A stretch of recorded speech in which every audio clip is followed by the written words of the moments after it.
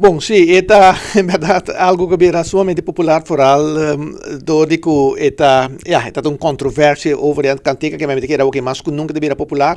Ta sina que ku e cantica tava ting antes um outro cantica que tava daí chama Bon Tené, de lo qual o senhor Deckers também tem sua participação dentro junto com o grupo Icons. Na certo momento havia split anto senhor Deckers a salefo,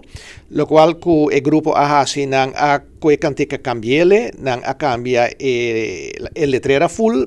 na cambia também e melodia, etc. Anto nang a sakele baudi un outro, la nossa título kuta Amor Real.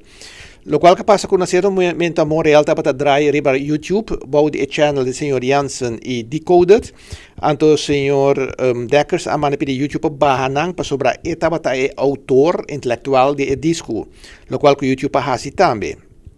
Ora ku signor Jansen e Decoded nang abise kami, signor Mambi nang abise kami, anteori nang abise kami ku lo qual che passa mi dico no, non porta sina, non so che da dibatti che con mia maniera, non mi dico mi sono kort geding, dello qual mi da forse pa pone back riba YouTube. Mientras tanto YouTube mes ari para que en verdad, lo cual el señor Decker se visto completamente correcto, nang a pone e cantica nan back riba e channel. Pero me vai corte mientras tanto y den corte me pidi también como segundo la nuestra petición pa corte prohibir señor Deckers pa kita e cantica naki in futuro riba YouTube of qualche altro media bodi un multa e petition di me che era para. Signor Deckers riba su turno abini come 6 of the 7 contra demanda, lo qual può essere un caso. Namelijk passa che canzone completamente fuori di relazione,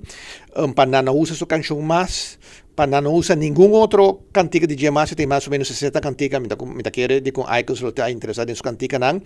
pa una precies opgave di tour cammina che canzone ta worden di drai. Anyway, un latenia di cos. Único cosa que juez adunele, juez dice en verdad, ahora juez compra dos canticas nang ding Amor Real, tanya toch, la nos visa algo back di señor Deckers, algo touch, no mucho cosa, comisamiento, porta e guitarra, pa sobra hace guitarra alaga un americano profesional toquele, ting cierto pitch DJ que en verdad di entonces juez visa, ok, dode sei, bota toch un co-autor, anto lo qual tin quasi ta mencionamos number como co-autor riba social media, pero nada di quenti manera che la pidi pa baja, pa proibi cuyen duang som.